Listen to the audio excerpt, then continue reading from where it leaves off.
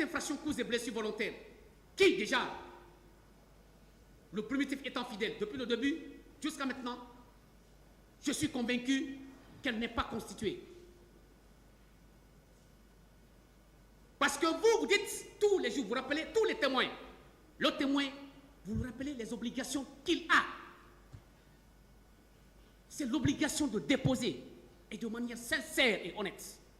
Et vous lui dites, le témoin, c'est celui qui a vu, c'est celui qui a entendu. Voir et entendre font deux. J'ai vu parce que j'ai vécu.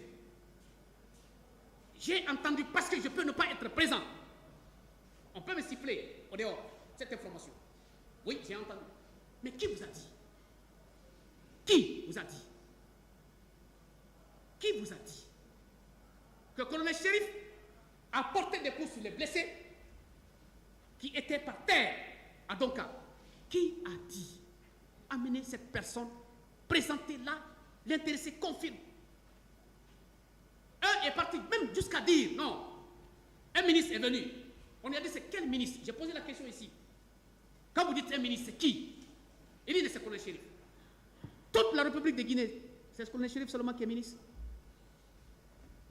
Un ministre est venu avec l'armée. De grâce, ça a été acquis au débat. Ce grand monsieur, il était naturellement, il est militaire, mais il était un officier sans grade, sans troupe, je veux dire. Officier sans troupe. C'est très important. C'est un officier sans troupe. Il ne donne pas les ordres. Il n'a pas une équipe. Il n'a pas un bataillon. Il n'a pas un régiment. Il n'a pas un groupe. Mais il a droit à la garde rapprochée. Parce que c'est un ministre d'État. Ses fonctions sont politiques à l'époque. Et lorsque vous allez être nommé par là, chacun de nous ici, vous êtes ministre, votre mode de vie change. Parce que votre sécurité en dépend. Vous avez droit à être gardé. C'est un officier sans troupe. La conséquence, tout le monde sait. Il ne donne pas d'ordre. Pour dire non, votre subordonné est allé perpétrer des massacres et on vous prend comme responsable. Non. Et comprenez par là, Monsieur le Président, respectueux assesseurs, que les réquisitions présentées à travers les démonstrations jurisprudentielles ne concernent pas colonel. Ne concernent pas colonel. On n'a qu'à faire ça des archives pour dispenser ces cours-là de l'autre côté, dans les amphithéâtres. Mais ça ne concerne pas colonel. Et donc, vous proposez la perpétuité de cet homme, c'est un excès. C'est un excès. La défense ne peut pas accepter cela. C'est un excès.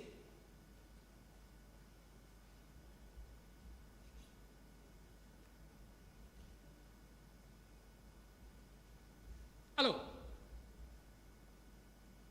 dans cette même ordonnance, mon client a reproché des faits de non-assistance à personne en danger. Ah non, ça a crié, ça a discuté, ça a été commenté sur tous les toits, par-ci, par-là. Non, il n'a pas assisté. Non, il s'est abstenu. Non, il a refusé. Mais attendez, un peu de recul quand même. Est-ce que vous avez lu le test? Les dispositions des articles 297 et 298. Lisez ça. Lisez. Non, colonel a refusé, s'est abstenu. Non, colonel a empêché. Non, colonel n'a pas porté assistance. Mais vous allez voir tout à l'heure, par rapport à l'ordonnance elle-même, que colonel Diaby, au minimum, même s'il ne pouvait pas bénéficier d'un satisfecit, mais c'est de lui dire merci, c'était tout court. Alors, à la page 40, 43.11 de la même ordonnance qui date de 29 décembre 2017, il est reproché à mon client ce qui suit, Monsieur le Président, respectueux assesseurs, tout en vous remerciant de votre patience que vous observez tous les jours.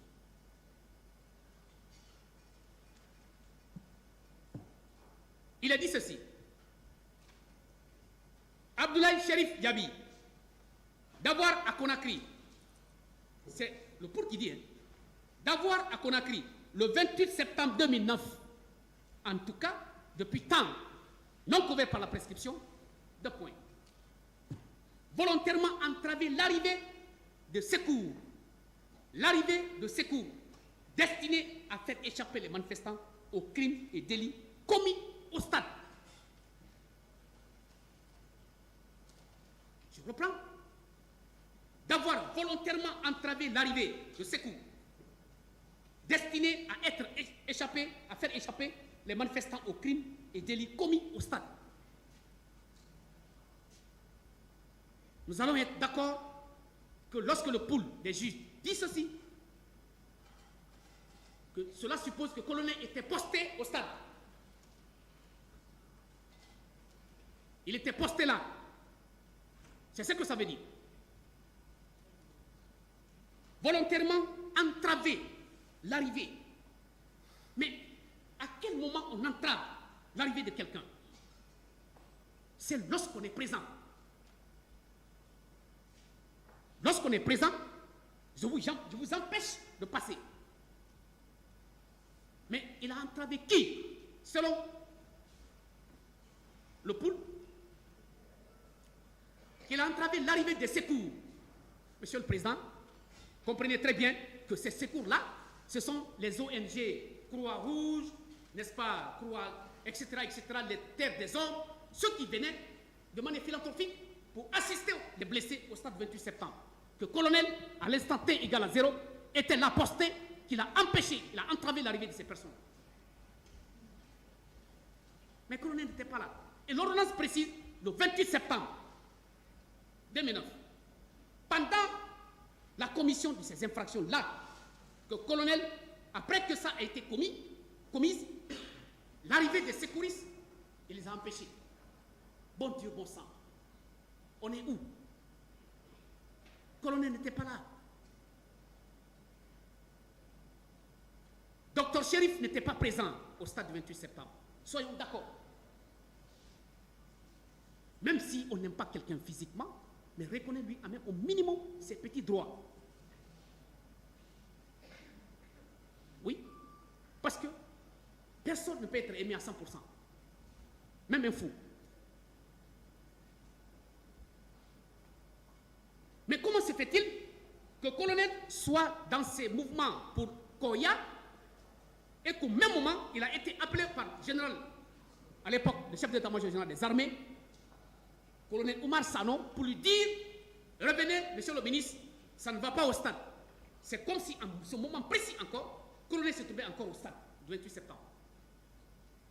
Mais ce n'est pas possible. Ce n'est pas possible. Et l'ordonnance est très claire.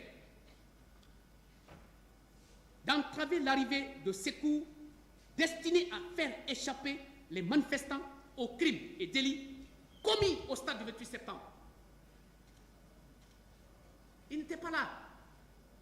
Il n'était pas là. Il n'était pas là. Il n'était pas là.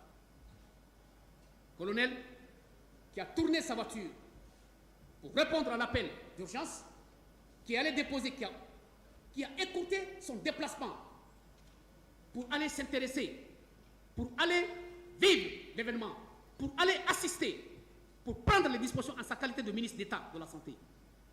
Comment ce dernier peut être qualifié d'auteur de cette infraction au même moment qu'il est en train de se déplacer, de faire des va-et-vient entre la présidence de la République, le QG, le ministère de la Santé, donc et on dit qu'il était au stade en train d'empêcher l'arrivée des secours. C'est injuste. C'est une violation à ses propres droits. C'est injuste. C'est une accusation à tort et à travers. comment vous voulez, une personne, en sa qualité de ministre d'État de la Santé, met les moyens, mais pour tous les actes de nature à assister des personnes qui souffrent. Et on traite ce dernier qu'il est l'auteur de cette infraction. C'est pas bien. Deuxième paragraphe. De s'être, dans les mêmes circonstances de lieu et de temps, volontairement abstenus d'empêcher par leur action immédiate, sans risque pour eux ou pour les tiers, la commission des crimes sur les manifestants au stade du 28 septembre et environ. Je reprends. Volontairement abstenus d'empêcher par son action immédiate, sans risque pour lui ou pour les tiers, la commission des crimes sur les manifestants au stade du 28 septembre. Vous savez, quand vous écrivez, réfléchissez ce que vous écrivez. Lisez, relisez encore. Est-ce que le contexte là est normal? Est-ce que chaque mot a sa place? Est-ce que la personne que vous décrivez, est-ce que l'intéressé à l'instant T mérite d'être là? C'est ce qu'il faut savoir. Mais lorsqu'on dit que le colonel, de manière volontaire, s'est abstenu d'empêcher par son action, sans risque pour lui et pour les tiers, de commettre, il a empêché de commettre des crimes au stade du 28 septembre. C'est extraordinaire. C'est extraordinaire. Mais de quelle abstention s'agit-il? C'est pas ça. Parce qu'il n'était pas présent. Colonel Chérif, il faut le répéter parce que je ne cesserai de le dire. Il n'a jamais été au stade du 28 septembre, que cela soit très clair. Pour les uns, pour les autres, et même pour les tiers au dehors. Que ça soit très clair, il n'a pas été au stade du 28 septembre, il n'a pas été au stade du 28 septembre, ni dans les environs. Au point qu'on lui reproche de cette infraction, qu'il s'est abstenu volontairement. Mais on s'abstient de quelque chose de manière volontaire lorsqu'on est présent à cette chose, lorsque la personne est présente à cette chose. Comment quelqu'un peut être couché à la maison ce jour, le 28 septembre, un citoyen qui était à Bambeko, un citoyen qui était à Lambaye, qui était couché dans son salon, qu'on puisse lui reprocher d'être au stade du 28 septembre ce jour-là? Non, il vient, c'est possible. Le colonel n'a jamais été au stade. Même dans le parcours que j'ai décrit ici, dans sa narration des faits. La route de Koya, directement au QG à la présidence. De là-bas, c'est Donka. De Donka, ministère. Du département, il est revenu à la présidence. À la présidence, c'est le surlendemain, le 30 septembre 2009, qu'il est venu en compagnie de monsieur le chef de l'État, ghanéen, président d'Addis, plus le chef de l'État de Burkina Faso à l'époque, Blaise Compaoré. Mais tout le monde a vu ça à la télé. Lorsque monsieur le président d'Addis passait saluer les malades. Mais on va fabriquer quoi? On va fabriquer quoi contre lui? Troisièmement, c'est le même pool, la même ordonnance qui précise encore, volontairement abstenu de porter assistance aux personnes en péril ou de provoquer un secours. Aux personnes en péril ou de provoquer un secours. Cela revient de provoquer un secours. Monsieur le Président, je viendrai sur les éléments constitutifs de cette infraction. Vous comprendrez que le régime juridique de cette infraction est spécifique. Je le dis sous le contrôle des pénalistes. L'infraction non-assistance à personne en danger, avant ces éléments constitutifs, il y a des conditions préalables. Ces conditions sont de deux ordres. Les conditions liées à l'auteur et celles liées à la victime. Sans ces conditions, à l'instar même des éléments constructifs, le délit n'est pas constitué ou peut ne pas être constitué. C'est ça. Alors, par rapport à ces éléments constitutifs, Monsieur le Président, j'ai dit que l'infraction non-assistance à personne en danger, avant ces éléments constitutifs, il y a des conditions préalables. Ces conditions sont de deux ordres. Les conditions liées à l'auteur lui-même et les conditions liées à la victime. Les conditions liées à l'auteur. La condition principale et fondamentale, c'est la présence physique de l'auteur sur les lieux. La présence physique. Vous avez la première ou la deuxième d'ailleurs, l'auteur doit être conscient de l'existence d'un danger.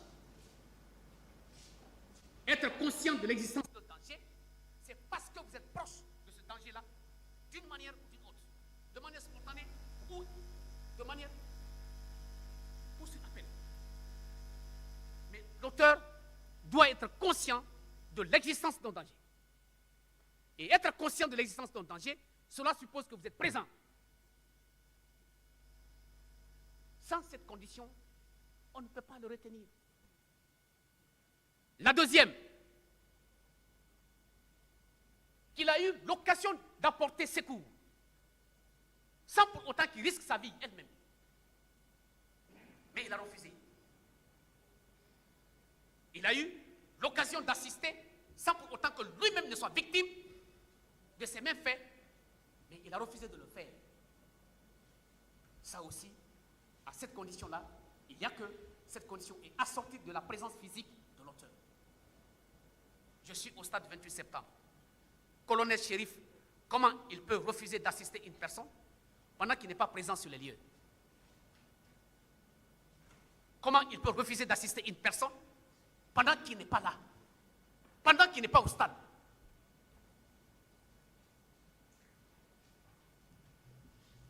Autre condition, Monsieur le Président, c'est qu'il a apporté son aide, pas par sa volonté, et donc par une force extérieure, il a été contraint de le faire. Si vous êtes contraint de faire une assistance, vous êtes poursuivable. Il a assisté contre son gré. Vous pouvez être retenu pour responsable. Parce que vous n'avez pas agi avec volonté. Mais toujours est-il que c'est la présence physique de cette personne-là. Mais comment quelqu'un se noie dans l'eau? Vous n'êtes pas de passage, vous n'êtes pas là-bas. Et on vous appelle au matin pour vous dire, écoutez, monsieur, hier, voilà deux hommes qui étaient dans l'eau, qui étaient en train de se noyer, tu étais de passage, tu n'as pas fait, tu n'as pas assisté. Vous êtes convoqué. Ça n'existe pas. Ce n'est pas possible. Ce n'est pas possible. L'autre condition, lui-même, il a eu l'intention de mettre en péril la personne. Au-delà de secourir, il veut véritablement nuire à la vie de la personne. Mais c'est sa présence également, Monsieur le Président. Sans ces conditions, Colonel Diaby ne peut pas être retenu pour responsable ou coupable des faits de non-assistance à personne en danger au stade du 28 septembre et environ. Au stade du 28 septembre. Pas possible le jour de la manifestation. Le jour de ces drames-là, il n'était pas présent au stade. Qu'on l'épargne de cela. Qu'on l'épargne de cela. Ça, c'est les conditions qui sont liées à l'auteur. Et toutes ces conditions citées, Colonel Chérif Diaby n'est pas dedans. Et il n'est pas dedans. Monsieur le Président, la condition qui est liée à la victime, c'est qu'au moment du danger, la personne ou la victime doit être vivante.